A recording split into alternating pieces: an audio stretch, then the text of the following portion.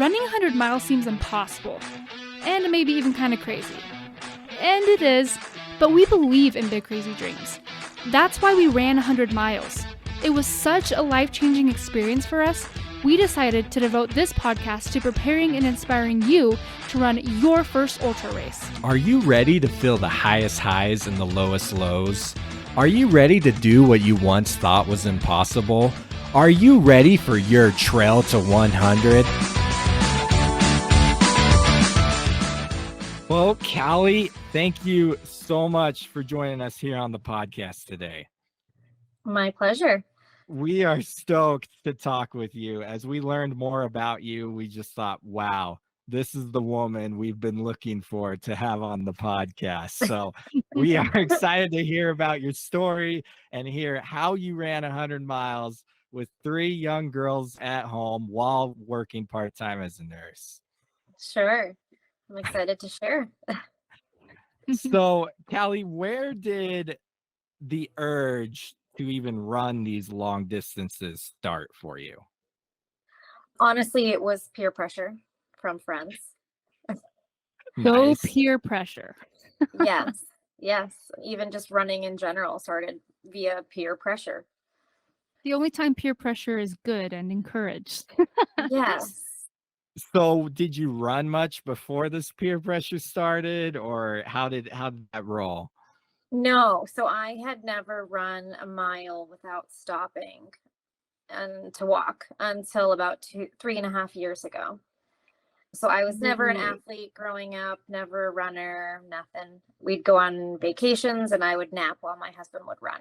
I mean, just nothing. I had no interest in it. And then I had a couple of life-changing events and I needed some kind of outlet while having 2 newborn twins at home and a 16-month-old at home. So I Ooh. got myself a Peloton and I was like, I'll cycle because I can't do anything self-destructive as a mom. And, so I guess I'll just exercise. And then I had a friend tell me because I've been riding, I can run. And I reassured her, I cannot run. I'm not a runner. I've never been a runner and I never will be a runner. That's what they all Few say at months- some point. Yeah. And then I signed up for a family fun run, which was 1 mile. And I did it without stopping. And I thought it was the hardest thing on the planet. But I was like, okay, I guess I can run. I ran a whole mile without walking. And my mind was blown. And it was fun. It was really hard, but it was fun. And then I had a friend at a gym that was a volunteer coach at our local Fleet Feet. And he kept pressuring me to come run with them. And I finally gave in.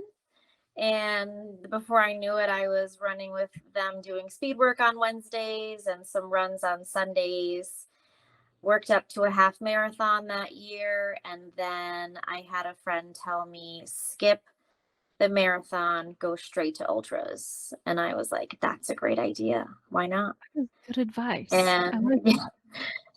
so I trained for my first ultra and ran a 50K that spring and loved it. Loved everything about it. Wow. So first of all, I'm impressed that your friends are able to convince you not only to run, but to come do speed workouts with them. Yeah. Those are hard, but obviously way more enjoyable with friends, when you can laugh with them and suffer together. It makes it not quite as Kind of painful.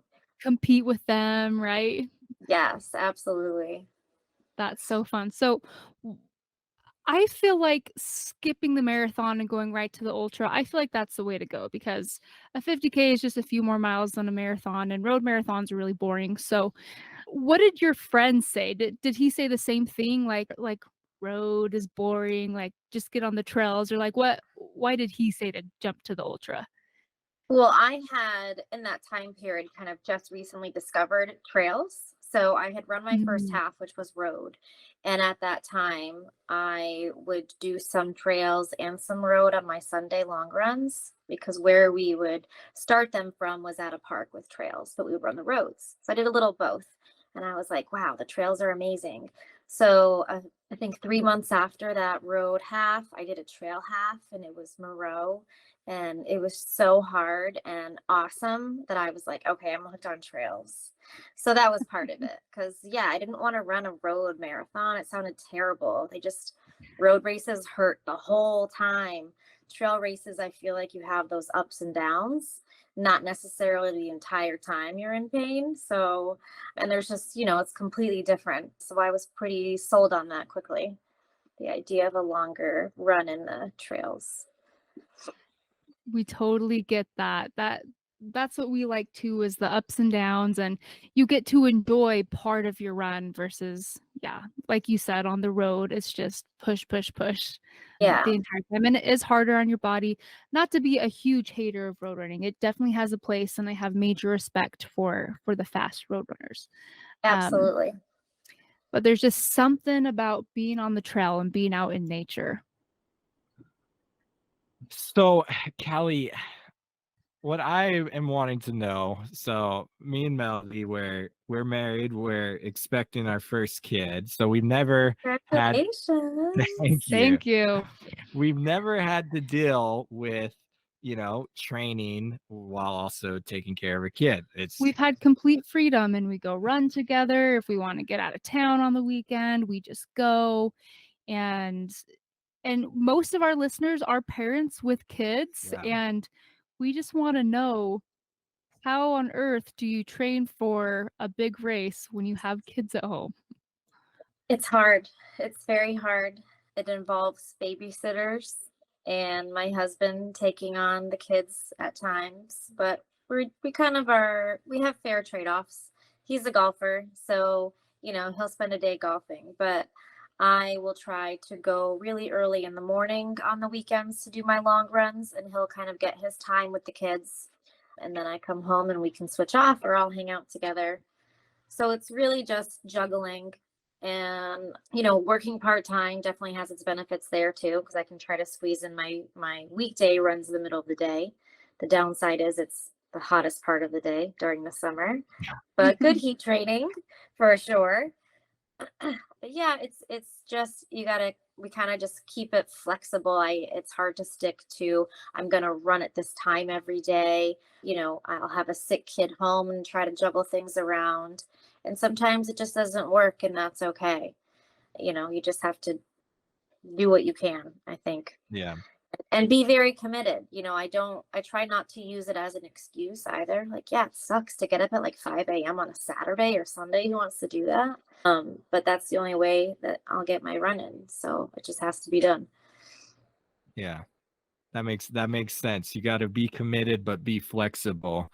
Have you ever, like in the past, when you have had to, when life just gets crazy and you don't get the training in that you wanted, has it, I guess, hurt your confidence going into a race? Or are you just like, you know what, I did my best, whatever We'll just happens, see what happens. happens.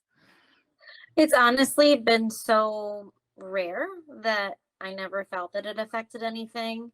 And I'll be honest, it's like after just a really long day and the kids are difficult and I can't get my run in, I mean, I'll just cry. Like it's Oh, horrible because you want it. That's my me time, Yeah. so it's tough. But like, missing one Tuesday base run is not going to make or break your race ever. So you also can't be hard on yourself if you miss some training. It's okay.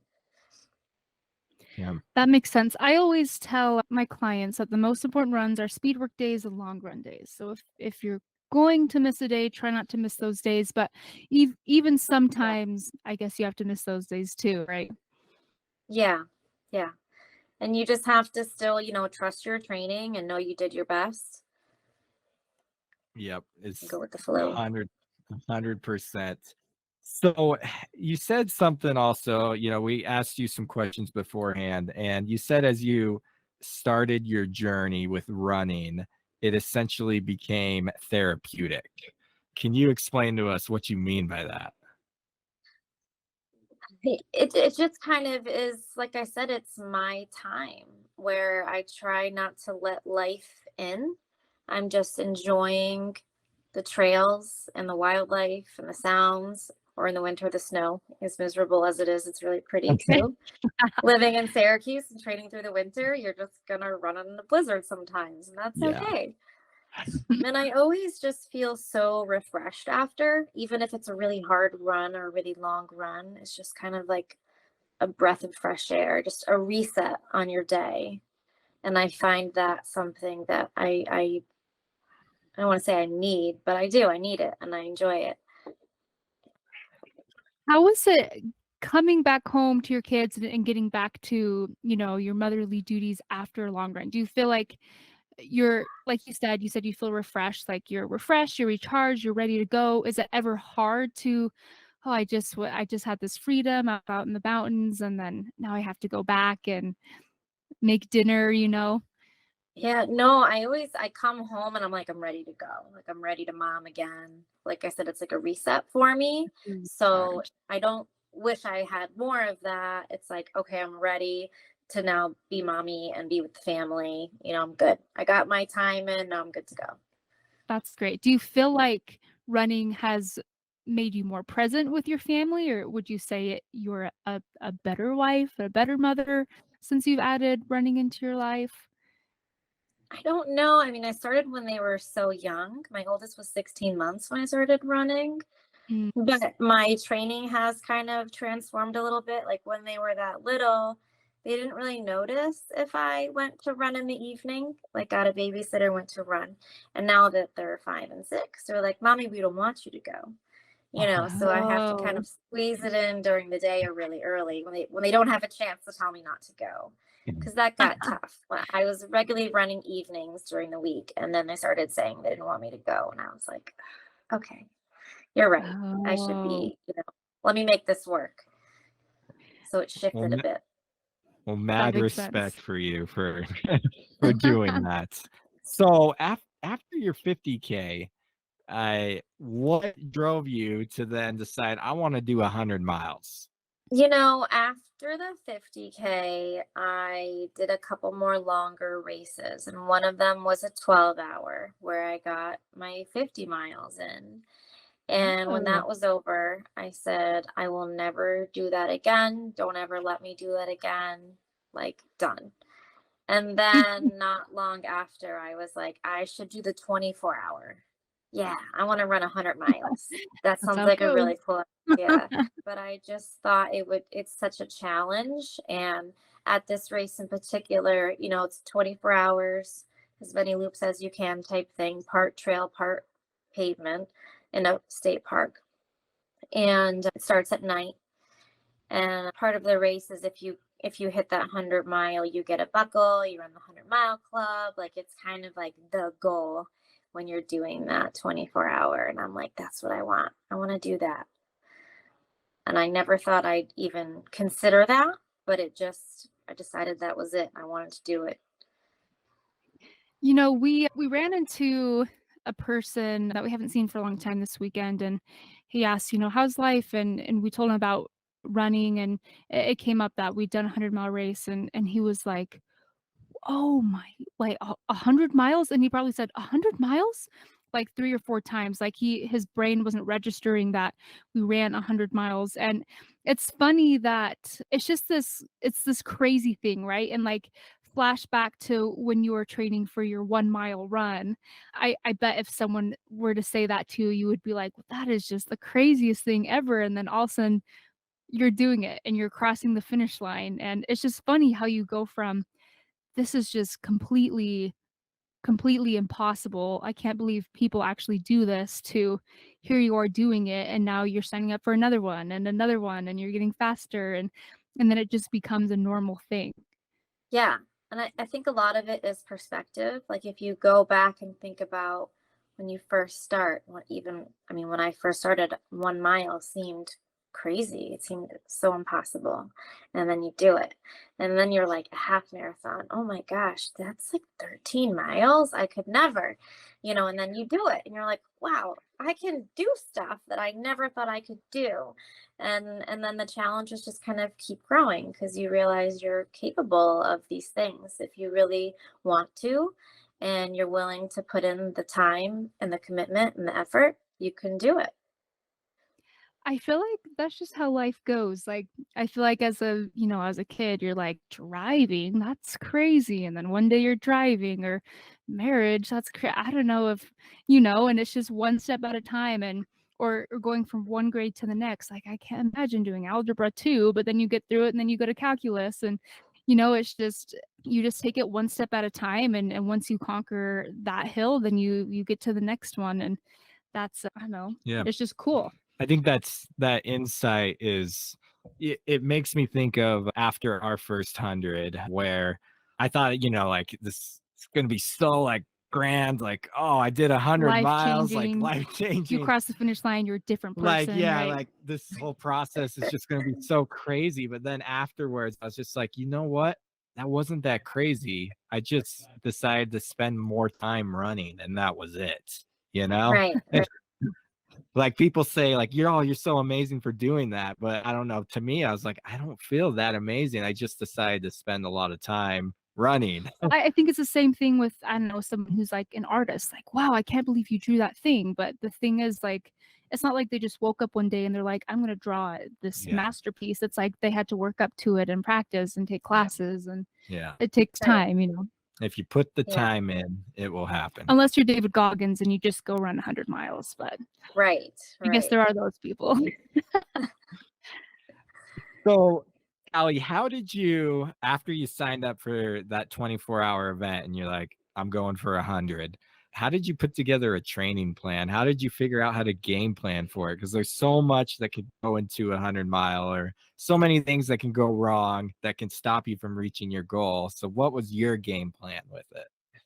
I have had a coach from the beginning because I had no idea what I was doing. And I think it's so easy to go too hard too quick or, kind of not train enough because you're going to devote 2 days or, it's to me, it was so hard to even think about how to train for a half marathon. Mm. Like I said, I had joined that running group and they offered a plan to you based on what your goals were. So I used the coach through them to make a plan specific for me. And then for the 100 miler, similarly. And I still have a coach to this day because I am not a running coach. I don't have a background in running. Like, I still feel as if I'm newer to the running world. There's always so much to learn. And I just think it's great having someone to, tell you what you need to do to get to where you want to be. But also someone to tell you it's okay when something doesn't go right or how to handle an injury that you're not expecting because who expects to get injured, right? Right. All those things. Or I couldn't run today because of the kids. Can I switch it to tomorrow? So just having that person to bounce these things off of and be your biggest cheerleader and guide you through the process, I think was so important. And I absolutely needed that. And it all came back down to, trust your training. Well, I can't trust my training if I made it up myself because I have no idea what I'm doing. And That's a some good people do point. great. There's lots of, free plans online and that kind of thing. And I'm sure people do great with those. It's just not meant for me. I needed someone who could talk to me, often and help me navigate life, especially as a parent and with a job and all that stuff. And just having that feedback after runs and accountability, if you're paying for a coach, I think you're more likely to hopefully stick with the plan, right? So that sort of stuff. Sorry, I went Yeah. off on a tangent there. You can just delete some of that. No, go on all the tangents. We feel the same. We feel like no, it's not necessary to have a coach. You don't have to have one. You can kind of do your own research. You can find an online plan. You can do it yourself, but it does make it You go easier, more enjoyable, less if painful. Yeah, if you don't have a coach, you better be prepared to research a lot of your own. And then You're going also, to learn by messing up a yes, lot. the school of Right, hard knocks. Yeah, right. yeah. Or you can work with someone they've experienced it so you don't have to, right? And I think the accountability is a really good point too because it's really easy to talk yourself out of running a 100-mile race. You're gonna have a week where you're sick and you're gonna miss an entire week. You know, you're gonna miss days because of kids, but when you're paying the money and you have someone cheering you on, I think that can help a lot. Yeah. Yeah.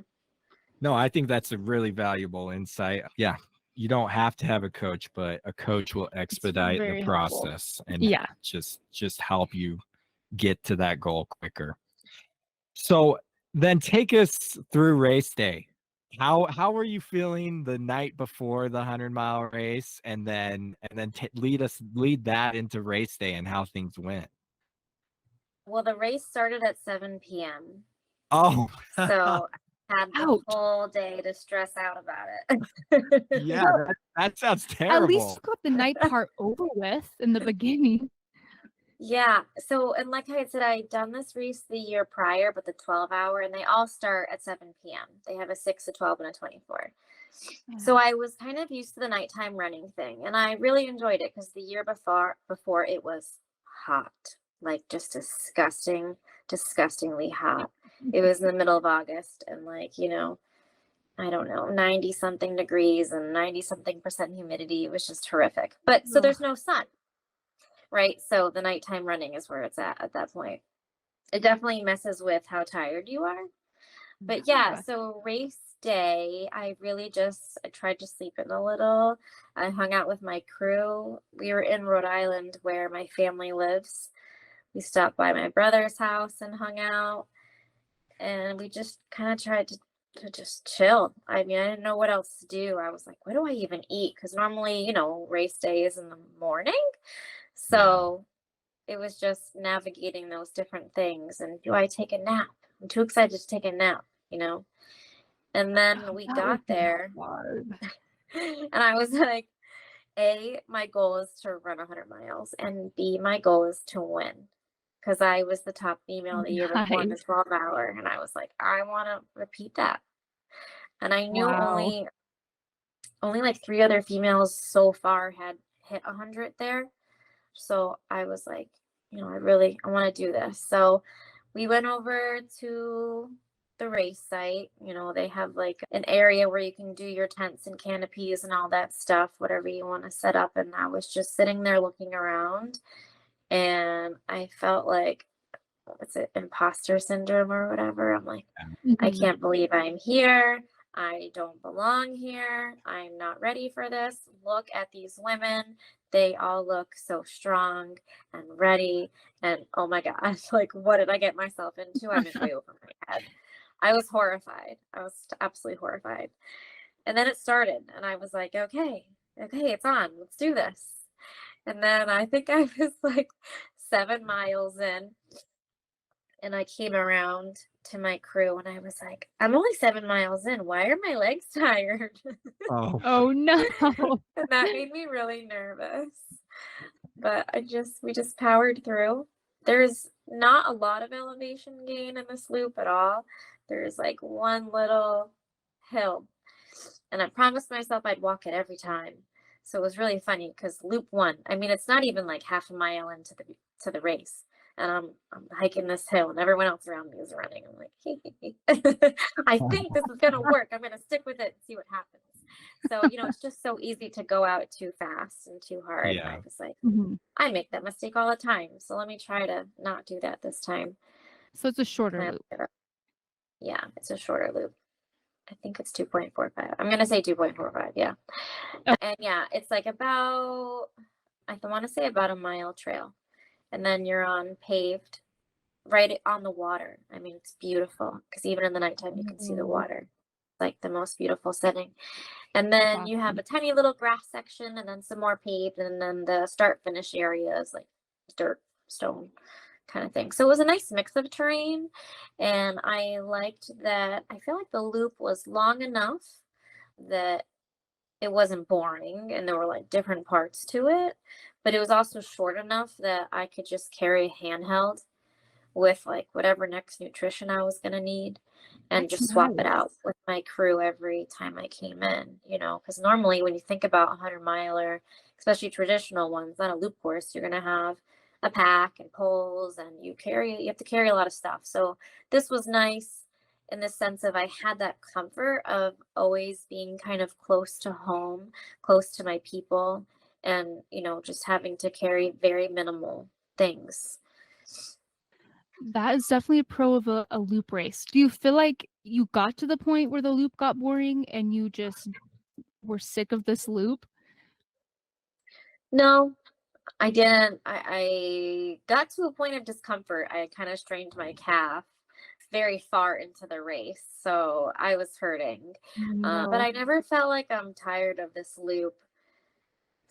I don't know why. I guess because it was broken up in different sections. I did get really tired of the headwind. There was my brother was Oh, like, "It's gonna be great. There's a breeze this year." But there was actually the breeze was a headwind when you came out of the you're trail like, onto the "Breeze my paved butt." part. Yeah, I was like, this is the worst breeze I could think of, honestly. But what was great was the halfway through, you could have your pacer. And my pacer Mm. is a runner who I looked up to when I started trail running, and I still look up to her. So it's like super cool that she's now one of my best friends and like my closest trail friend. And we try to run together a lot.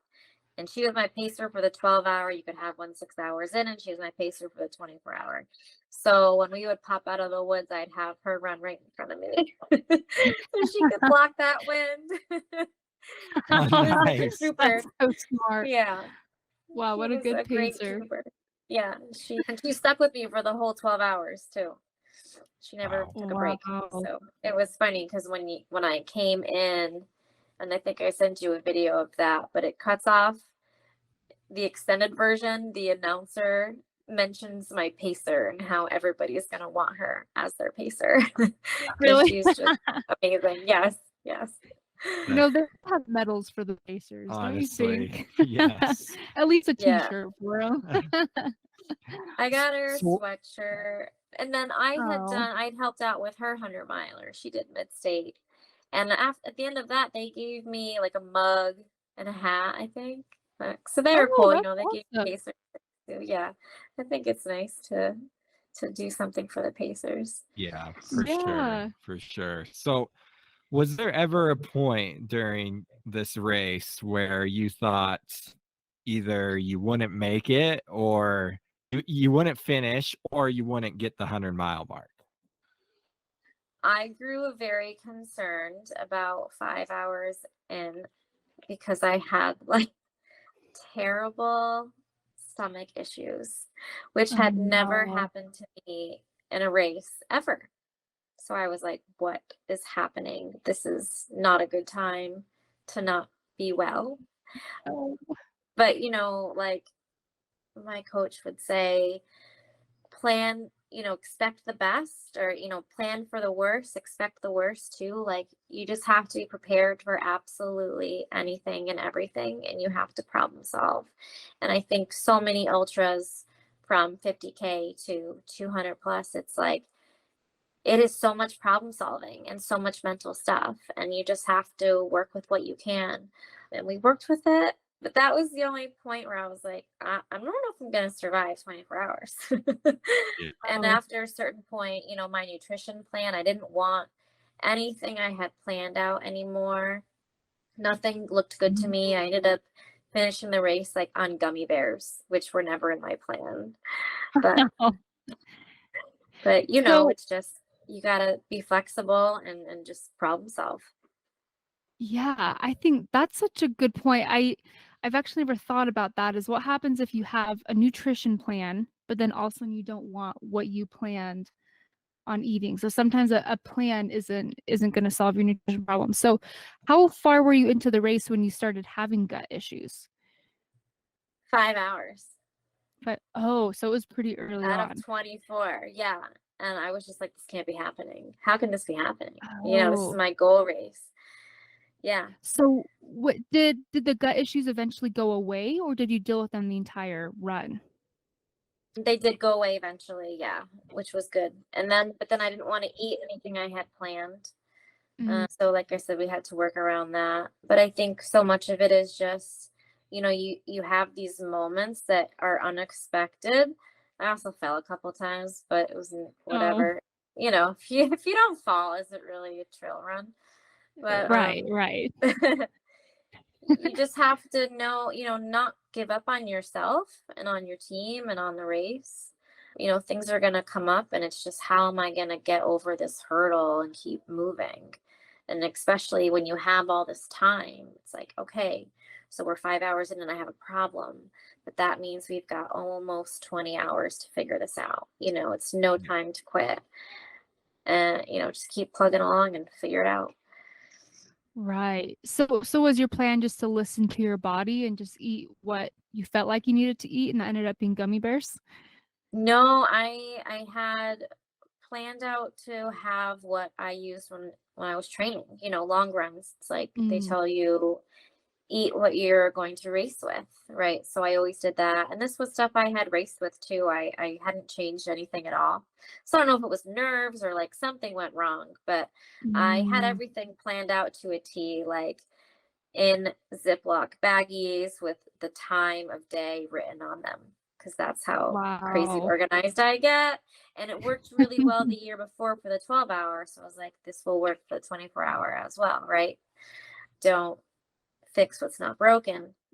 But yeah, we had to kind of scrap that plan and work with aid station food. They always have plenty of options. And then one of my crew members, for some reason, had pierogies, and he grilled up some Mm, pierogies, and I was taking pierogies with me, and those were pierogies working are well. always a winner. Yeah. I don't think I'd ever even had a pierogi before, so I was kind of surprised by this, but they were delicious, and that was good. I think what you share is like that is with your problem solving insight is so important. And that's something I actually struggled with a lot at first because I'd have a plan and then things would go south and I'd be like, well, why are things going bad? I had a plan to prevent This this. worked before, Yeah. yeah. And Yeah. so with your mindset there, like, okay, my gut's starting to go. It's only hour 5. Yeah, this is concerning, but I got 19 hours to figure this out. And so I got plenty of time to try to adjust. And, I even my backup plan might not work anymore, but let's see what the We're aid gonna keep station has. trying till we figure it out. Yeah, let's see what the aid station has. And, we're going to roll with this and just see what happens. Yeah. And I think another thing that goes into this is just how important your support system is. Your crew and even the volunteers that are there helping out, like they all want you to succeed. And I think in these races, sometimes like your brain is just not with you. And the people that are there still have their brains, and they can have great suggestions and, really help you out, which, I needed my crew and I needed those volunteers, and I couldn't have done what I did without them for sure. No, I agree 100%. I actually been thinking about this. So I have a 100 coming up in a few weeks, and I've been thinking about how what should I do to prepare my crew, and my pacers to help me out this time around? Because normally my wife paces me, but she's pregnant and won't be able to go in the mountains all day and all night with me.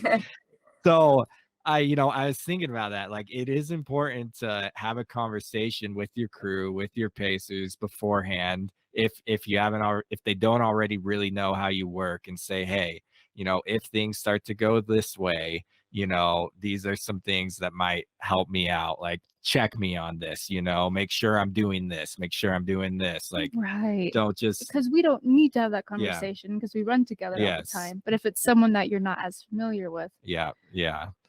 So, yeah, I think, yeah, having a good crew, great pacers that are there, they're experienced, they know you, that can make or change, break or make being able to finish 100 miles. 100%. Absolutely.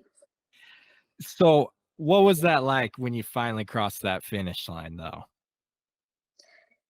It was great. I cried. my Oh, my my like I said, my family lives there, so the park obviously is closed during the night, and then it's open to the public during the day. But I didn't want them to come till the very end, because I knew if I saw them, I'd want to stop running.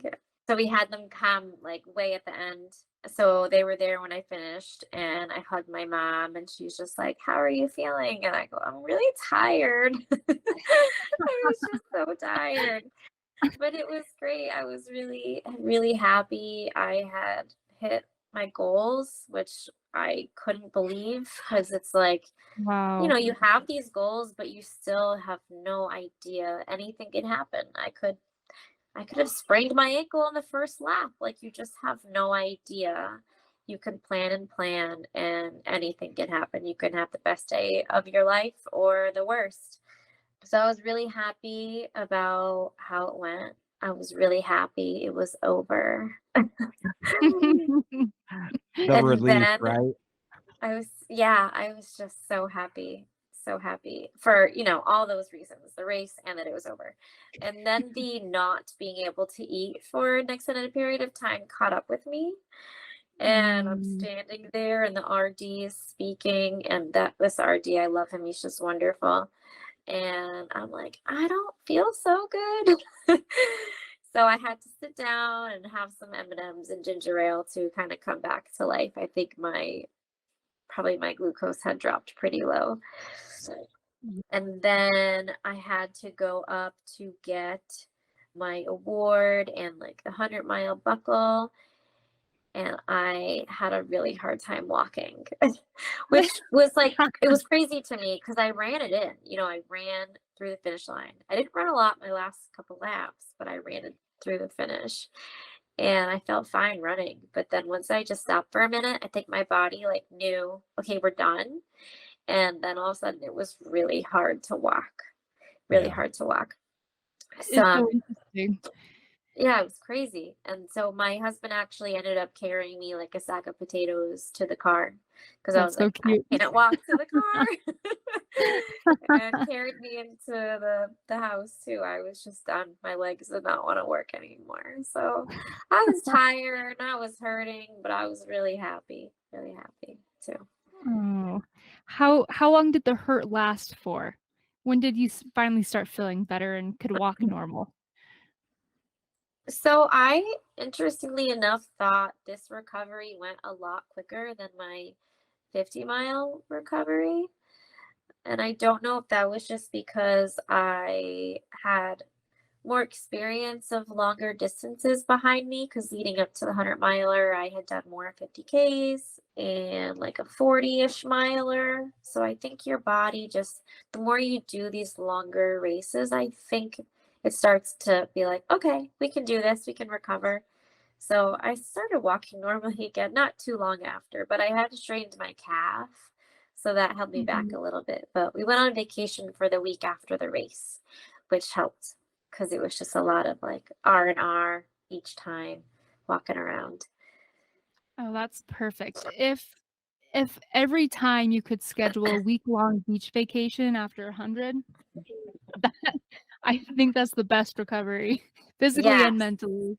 yes. And I can't do it every time, but yeah, absolutely. Highly recommended. I mean, this was like our one vacation for the year, basically. And it just so happened that that race existed the weekend before we always go away.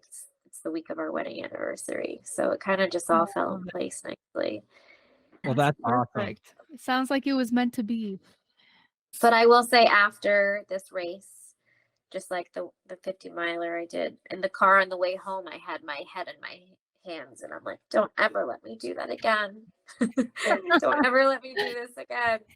And then, like, not long after, I decided my next 100-miler was going to be the Bear out in Utah, which is totally a different Oh. beast. So I don't know what the heck I'm thinking, but yeah, that was my version of don't let me ever do this again.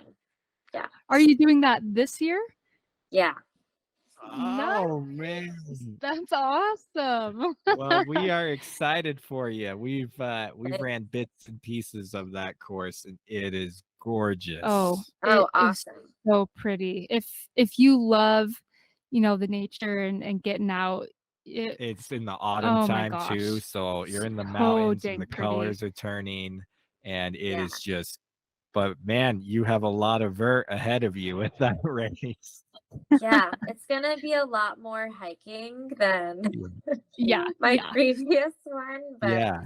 It's gonna beat me up for sure, but I know it's gonna just be so beautiful and it's gonna be a great experience. And it's definitely one of those races where my goal is to just finish and Yeah. nothing more than that. That's a good Finish call. and don't get There. hurt.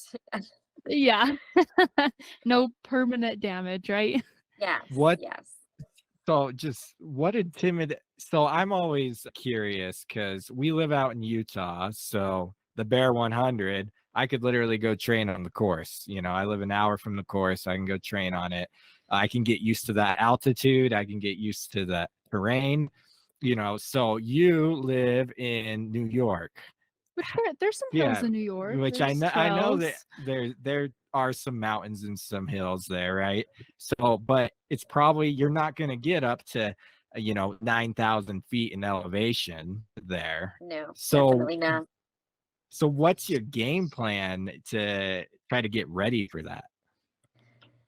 Train on as much vert as I can, really. And again, just trusting my coach to guide me. The recommendation, if you're going to go do a race at altitude, if you're not living there, is to try to go out 2 weeks in advance. I can't do that with my little kids and Nobody everything. can. So Yeah.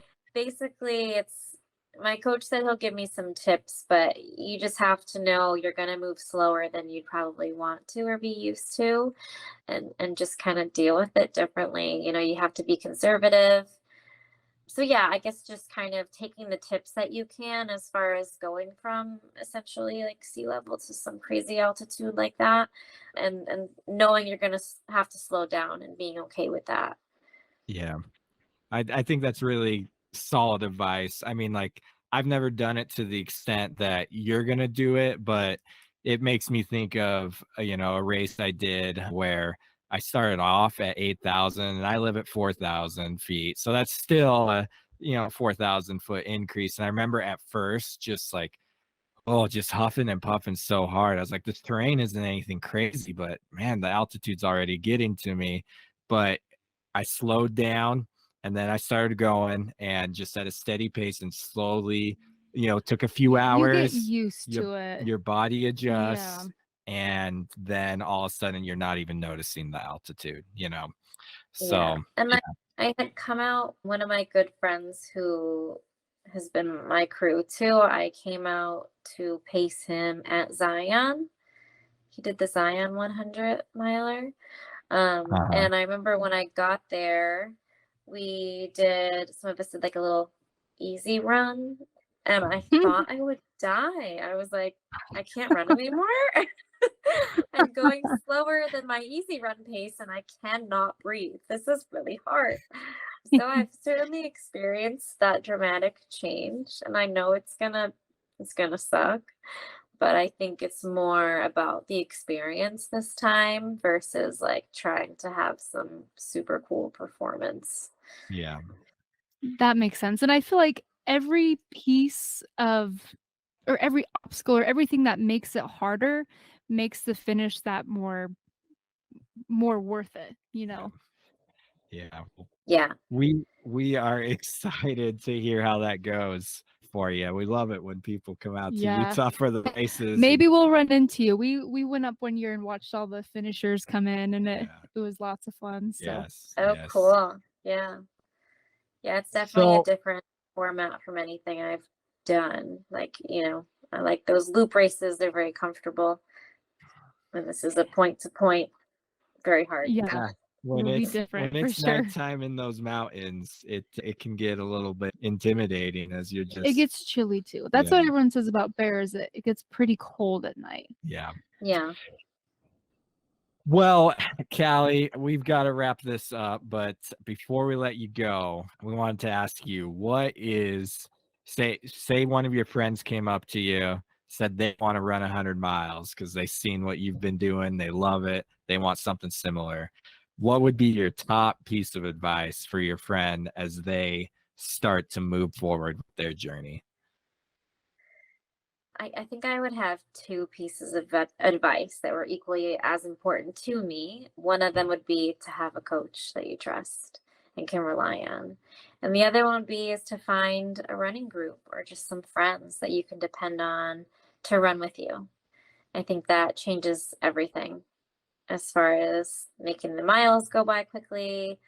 You know, your running friends become your best friends and almost your family. You know, eventually it's like you're traveling with them, and it's just an extension of your family eventually. And I think it makes training so much more fun and makes those hard days easier. The times like that I don't want to go out and run, because there are those days where you just don't want to.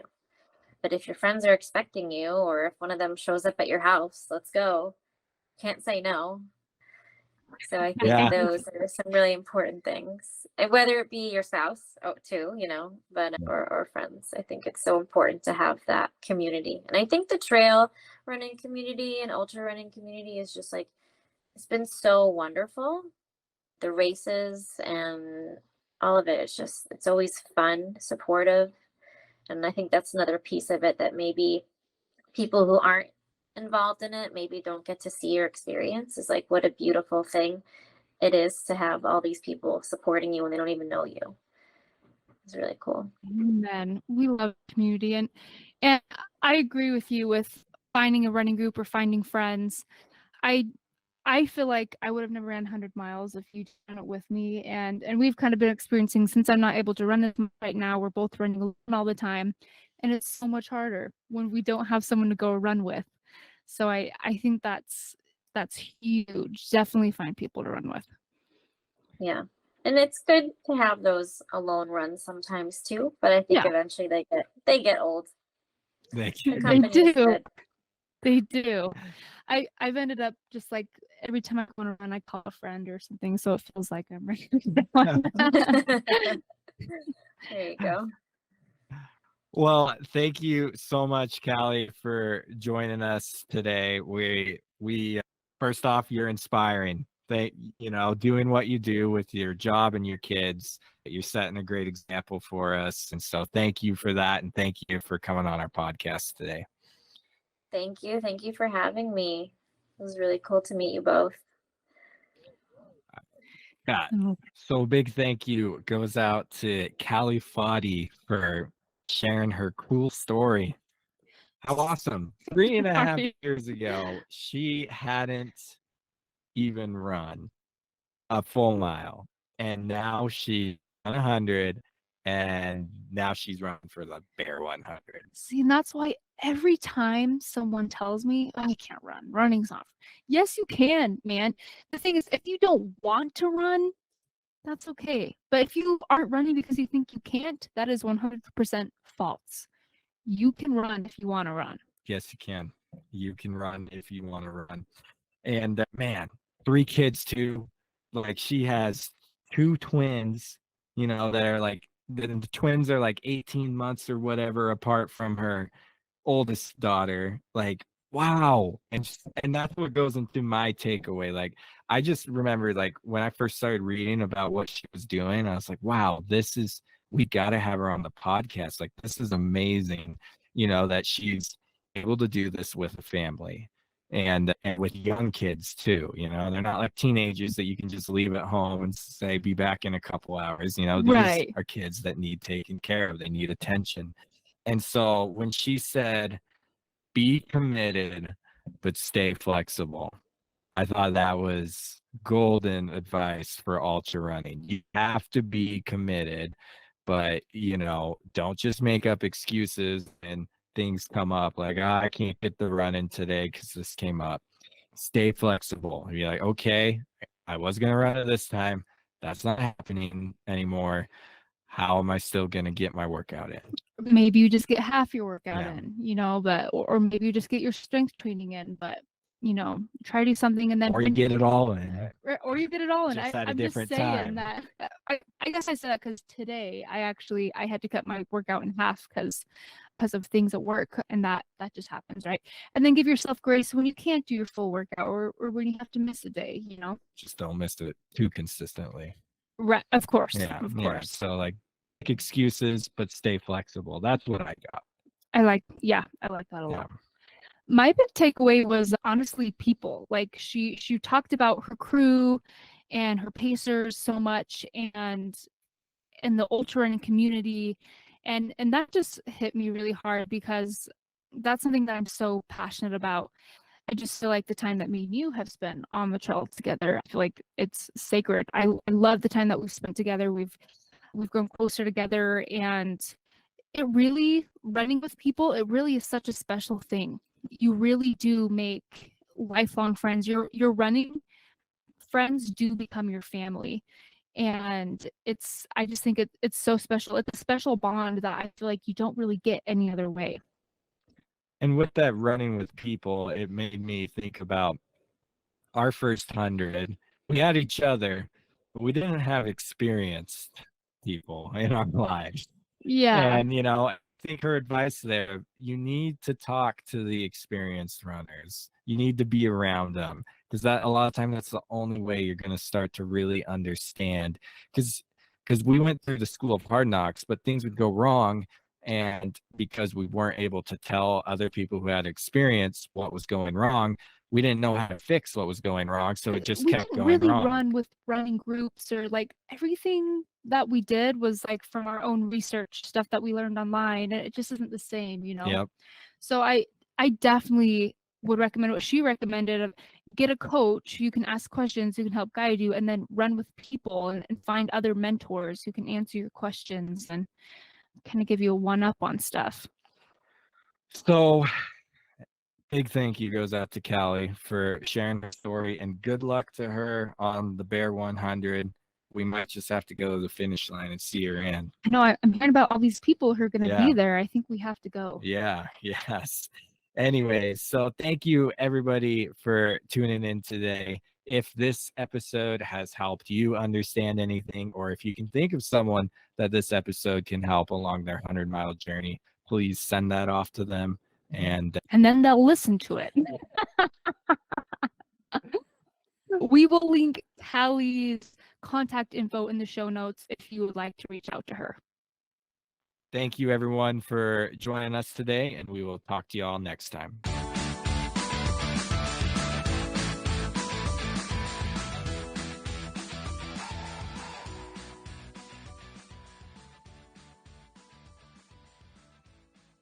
Hey guys, it's Melody here. Thank you so much for listening to Trail. It means so much to us. I'm really excited to tell you about my coaching business, where I help average Joes who are looking for a little bit more out of life do something big to find a little bit more purpose, direction, and meaning. Learn more on my Instagram at The Pine Tree Runner or on my website, melodybateman.biz. Links are in the show notes. I know what it's like to feel stagnant or like something's missing, or like you just want more out of life. I was in the same spot. Jacob and I had just gotten married, and we were both working 9-to-5 jobs, and we just were like, what do we do now?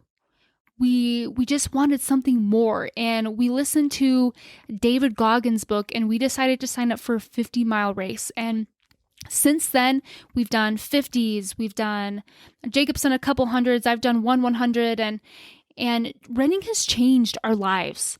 I feel like I always have a goal to work towards. I feel accomplished and proud of myself. I feel like I have learned countless life lessons that have made me a better friend, a better wife, a better daughter, a better person.